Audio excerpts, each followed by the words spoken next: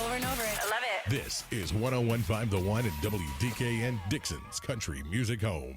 You're listening to The Old Timer Show, presented by RFC Broadband on Dixon's only live and local station, 101.5 The One and WDKN.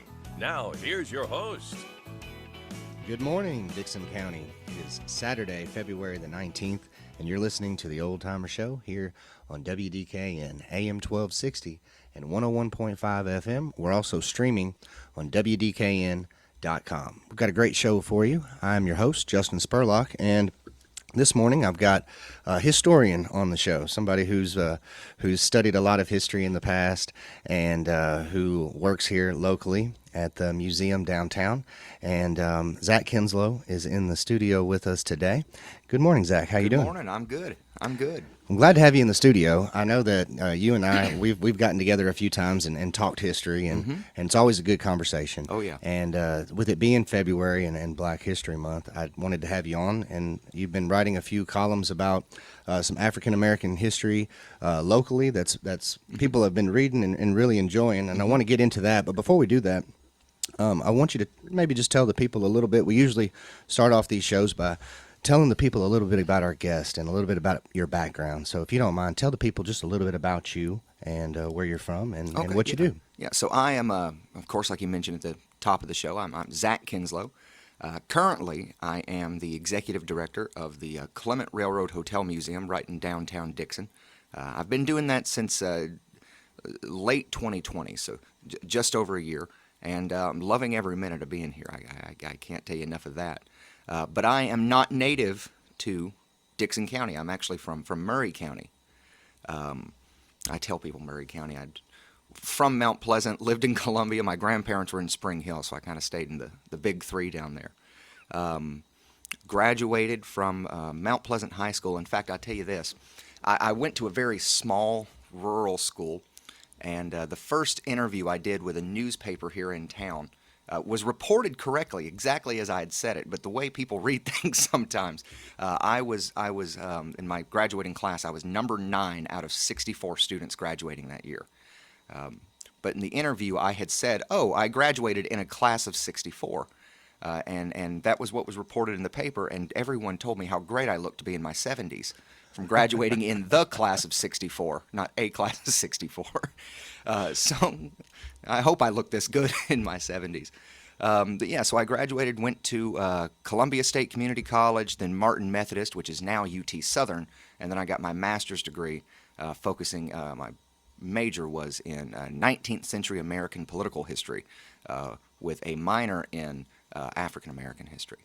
And I've always said it was a bit of divine intervention I ended up where I did. I went to Columbia State, which was actually founded by Frank Clement.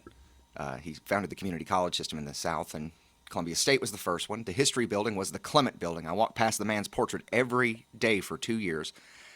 Went to Martin Methodist, but then I went to Austin Peay, who was the governor's, and eventually made my way back down here. Now, Columbia, I worked at the President James K. Polk Coleman Museum in Columbia during all of this. So I'm driving 2 hours from Columbia to Clarksville a couple times a week because I'm working there, but I'm going to school here. But my dad lived in Dickson, so that was the halfway point. So I always saw Dickson as a stop of relief on my journey. So, and I eventually settled here. So tell me exactly, what brought you here? Was it, I guess, the job opening? Did you apply? How did that work? So in 2018, I was working as the museum educator at the Polk Home in Columbia. I'd worked there for about 5 years, and I was 5 years in total, not 5 years past that. I worked there for about 5 years, and in 2018, I was in charge of all their outreach. And I would do free programming to promote the museum. So I would go to different museums or assisted living facilities, schools, whoever would let me come in. This is all pre-COVID, so you can get in kind of anywhere if you just ask. And I had been looking up museums in the area. I saw there's one in Dickson. Dad lives down the road from that, so I'll visit him and do this. And I would bring a musical act with me. Now, I wasn't the singer, but I would bring living people that would do living history in period clothing, playing music of the time, and they would do a program. So I would talk about Polk, do about a 40-minute lecture, and then turn it over to them. It was a really good thing. And Daryl James, president of the board of directors at the time, was very impressed, and he came to the Polk home. He brought his son to the Polk home, and they toured, and I gave him the tour.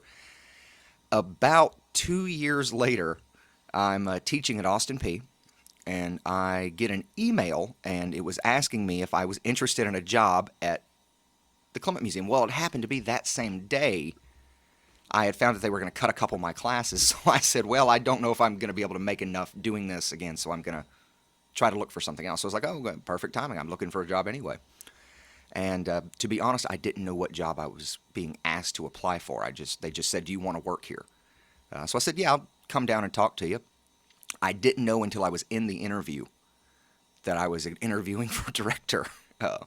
So that was a bit of a shock. And then I went through it, and 1 hour after I left the interview, I got a phone call and said, we've got a decision. We'll tell you in the morning. So 8 o'clock in the morning, I'm in the shower. I don't think Daryl knows this story. I'm in the shower. He calls me, and I'm standing there. I've turned the water off so he can't hear it. And he says, we want to offer you the job. I accepted it immediately and got off the phone very quick so I could rinse my hair. Awesome. Yeah. That's a cool story. It's funny how things work out, right? Yeah. We're on the Old Timers program this morning. We got Mr. Zach Kinslow in here with us, and he's just been telling us a little bit about how he got to Dickson. Yep. And we're going to go ahead and take a break, and we'll be right back to talk a little bit more with Zach Kinslow here on the Old Timers program on WDKN. Let's talk about your internet options in this area. Cable internet, cell phone internet, and the phone company. Does that cover it? And not everybody has all three options. So if you're looking to make a change, try RFC Broadband, a local business right here in Dickson, offering the speeds you need at prices you can afford with no data caps. 615-375-8662 or rfcbroadband.com. In times of joy,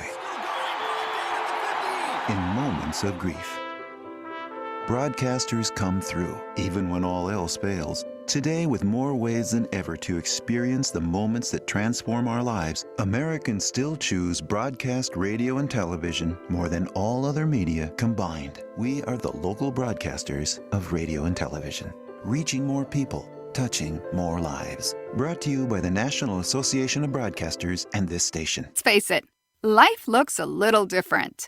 During these times, we're doing our best to keep our minds and bodies strong. And getting a flu shot helps us stay healthy, so we don't miss out on what matters. Like having game night at home.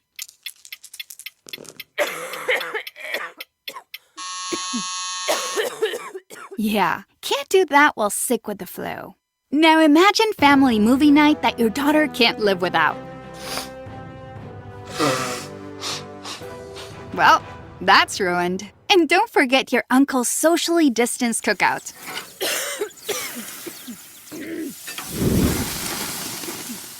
See, that's why it's important to be at our strongest. Every year, millions of people in the U.S. get the flu. Especially now, no one has time to miss out on moments that matter. So get your flu shot. Find out more at getmyflushot.org. Brought to you by the AMA, CDC, and the Ad Council. We're back here on the Old Timers program. It's Saturday morning, February the 19th, and I've got Mr. Zach Kinslow on the show. And in the first segment, we talked a little bit about where Zach came from and how he got to Dickson here. It's a pretty interesting story, but tell us a little bit more about the Railroad Museum and what all is offered over there. Right. So we are the Clement Railroad Hotel Museum. We are a state facility, so we're a state museum governed by a 501c nonprofit organization. And I don't know if you're ready for the full title of the organization I do work for. It is the Governor Frank G. Clement Railroad Hotel and Historical Museum Corporation, Inc. We are a nonprofit corporation incorporated, which I always love saying the full name. It's really fun to roll off the tongue. But yeah, so we cover a lot. We are one of the last few examples you're going to find in the state of Tennessee of a genuine railroad hotel. The building, in big white letters outside, says Hotel Halbrick, because that's what it was built as in 1913 by J.T. Halbrick, who was originally from Hickman County. In 1899, he moved up here, bought the old Alexander House Hotel, tore it down, built the one that we have now. in 1913. It opened to the public in 1914 and operated as a hotel until 1954. People ask all the time, why did it close in 1954? Well, they built the interstate in the 50s, and where are all the hotels today?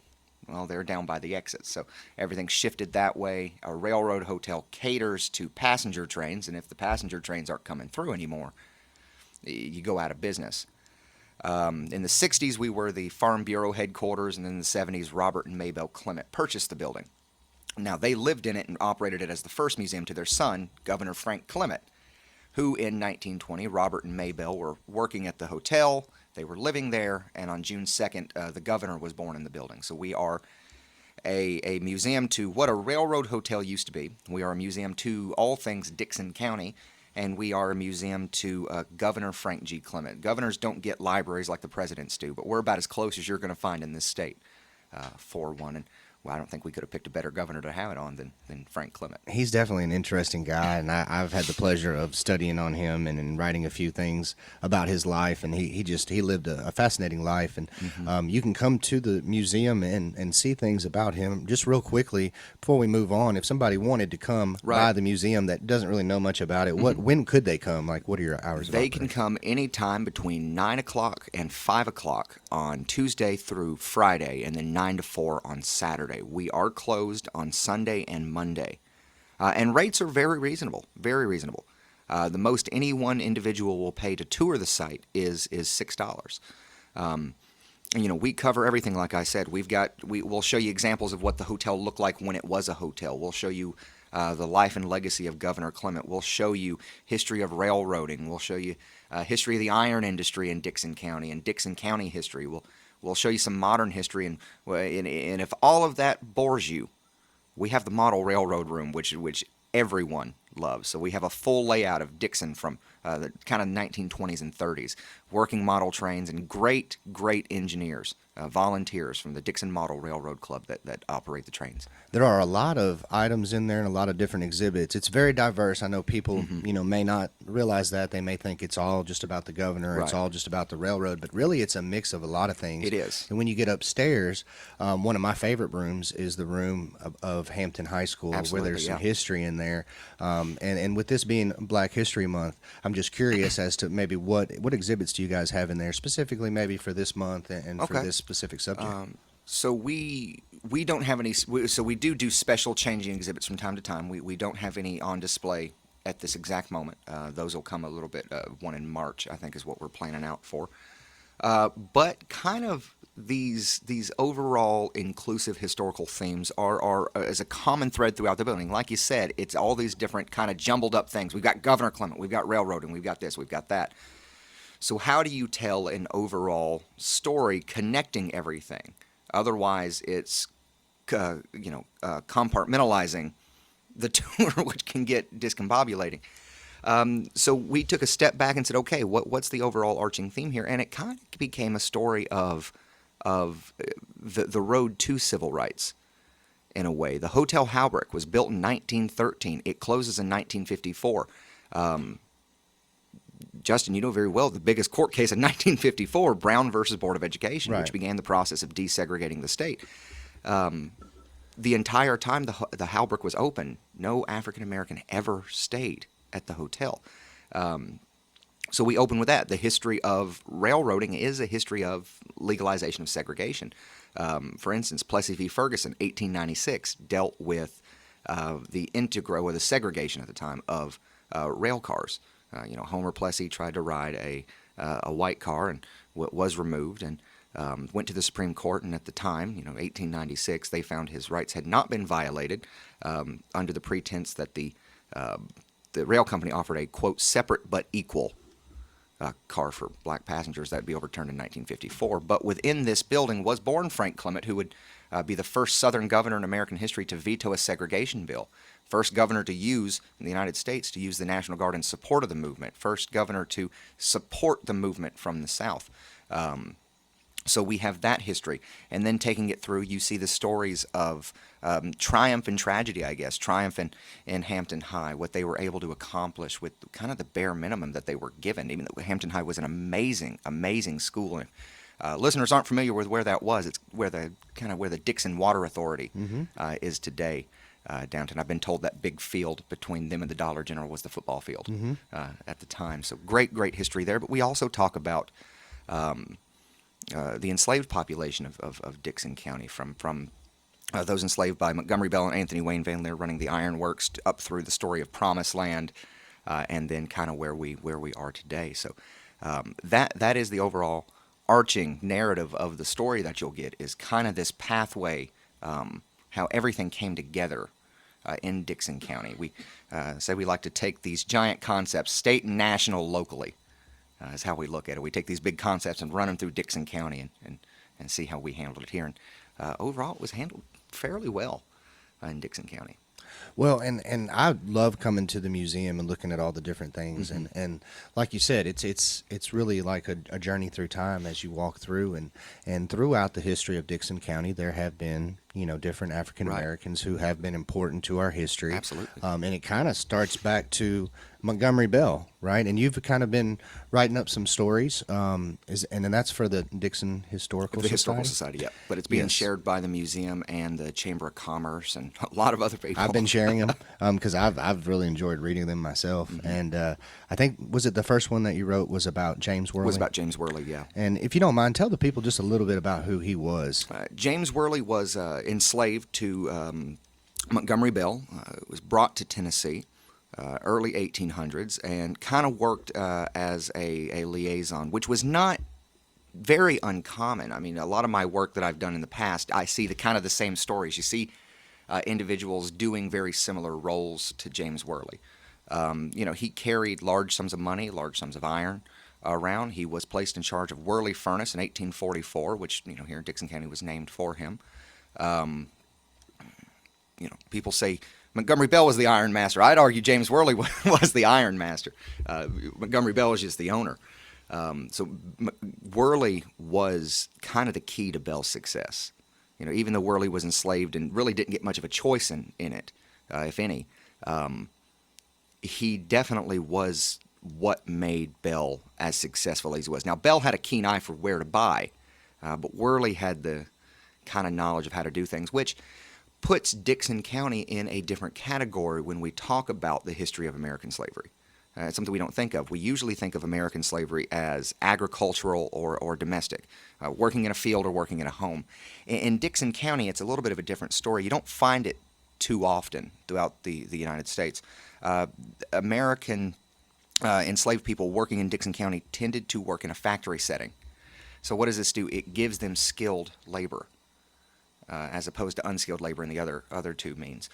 So it enables, you hear it, why slavery must not have been that bad because after the war, they didn't leave. They didn't leave. They could have left and they didn't leave. Well, they didn't have really any option to leave. They would have been leaving their family. Who was going to hire them? Where were they going to go? What were they going to do? So the easiest thing to do was just kind of stay. Keep doing what you're doing because you have some security in that, as you did in other places. But Dickson County, you didn't see that. They tended to leave because they had options, because of the condition of that enslavement prior to. Not saying it was a good thing. But they could take, hey, I know how to make iron. I know what to look for in an ore pit. I know how to melt it down. I know how to do these things.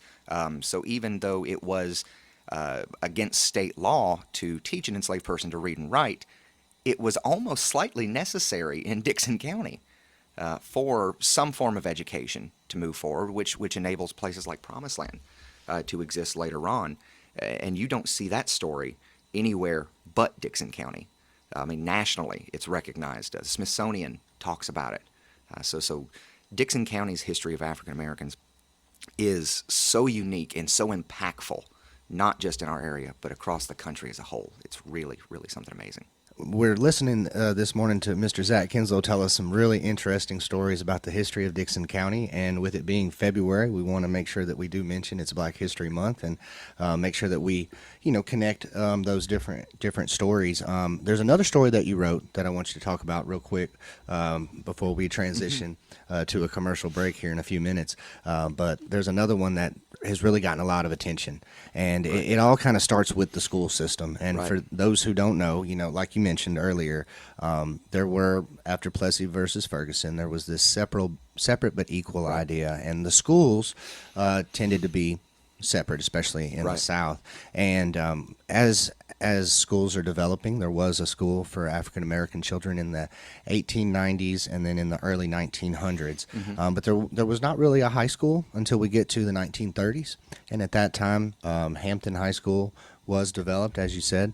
It was over where the water department is now, which used to be the old Coca-Cola building, some people may remember. But it was over there, and I believe the first graduating class was in 1936, and that graduating class is what gave it the name Hampton. They named it after an old principal and teacher of theirs, Amanda Hampton. And that school, for a few decades, served as the school for African Americans, not just in Dickson County, but my understanding is for surrounding counties as well. Humphreys County, Cheatham County, Hickman County. Yeah, absolutely. And Parts then of Southern Montgomery, yeah. Well, we get to the 1960s, and you can take it from here, but we go through integration. And so the courts decide, look, we're going to have all the children go to the same school now. Right. And there was a really interesting story that you wrote about that. The Courageous Six, yeah. So Governor Clement in 1955 is presented with an amendment. So 54 is Brown versus Board of Education, which overturns the Plessy decision, realizing separate but equal was always separate, but not once was it equal. So the integration is to begin, but they do certain language. Integration is to begin with all deliberate speed. So what does that mean? It kind of means whenever you get around to it. For instance, I went to Mount Pleasant High School. Mount Pleasant High School was built for integration. Brown was 1954. Mount Pleasant High was built in 1969. So sometimes it could take as long as that. So Governor Clement was presented with a bill in 1955 that would challenge this and enshrine segregation in Tennessee forever. Clement vetoes it in 56, becomes the first Southern governor to do so, begins the process of integrating the state, starting with Clinton High in Anderson County. People usually think of Little Rock when they think of integration. They think that was the first one. That was 1957. Tennessee did it in 56. We were the first state to have an integrated high school in the South. There's a monument to that in Clinton today. But in Dickson County, it was up until 1961. The Courageous Six were 6 African-American students from Hampton High who applied to attend, I believe it was Dickson Central at the time, or Dickson County. It's Dickson Central, because it's Dickson County now. Right. They had applied, and they were denied entry based on their race, is what it was. Now, they couldn't say that, but that's what it was. And so they kind of appealed the decision to the school board, and the director of the school board at the time, I believe his last name was Mr. Work, wanted to sit down with a meeting with the parents and the students and kind of discuss things. Now, the Chamber of Commerce had an immense amount of power in all of these things. The Chamber of Commerce had passed a resolution endorsing the integration of schools in Dickson County. And so kind of with the blessing of the community leaders, the school board looked at the situation and thought, well, I think it's time. And they ended up getting into their schools. It wasn't just Dickson Central. It was also schools in Charlotte as well. So it was kind of all over the county. So the Courageous Six, the first 6 African-American students to attend a white school in Dickson County. So even though it was a hard road and it was hard fought, when we compare the story in Dickson to other areas, it was one of the most peaceful that you'll find in the state. You're listening to Mr. Zach Kinslow telling us all kinds of interesting history stories about Dickson County. And we're going to take a quick break, and we'll be right back to wrap up the Old Timer Show right here on WDKN. Business internet is a must. Paying bills, sending emails, updating your website, running social media campaigns, even your phone and credit card machine need reliable internet. But your options are limited, and every provider has its drawbacks. That's why RFC Broadband for Business is here. A truly local business offering wireless high-speed internet options for your business. Affordable prices, no wires, no contracts, no data caps. RFC Broadband for Business, 615 855-375-8662 or rfcbroadband.com. Simple billing, rural coverage, and again, no contracts or data caps. It's all designed with you in mind. See the difference a local company makes. RFC Broadband for Business, 615-375-8662 or rfcbroadband.com. Currently not available in all areas. Call for availability. In times of joy, in moments of grief, broadcasters come through, even when all else fails. Today, with more ways than ever to experience the moments that transform our lives, Americans still choose broadcast radio and television more than all other media combined. We are the local broadcasters of radio and television, reaching more people, touching more lives. Brought to you by the National Association of Broadcasters and this station. We're back here on the Old Timers program, and unfortunately, we're almost out of time. I think, Zach, you and I could probably talk for a really long time about some of these subjects, but unfortunately, we're just running out of time. So, will you tell us just a little bit about the things that are going on at the museum? I know there's a big event today and some other things coming up. Right. So we've got Heist at the Halbrick tonight at 7, and then tomorrow at 7. That is like if a game of Clue and an escape room kind of got together.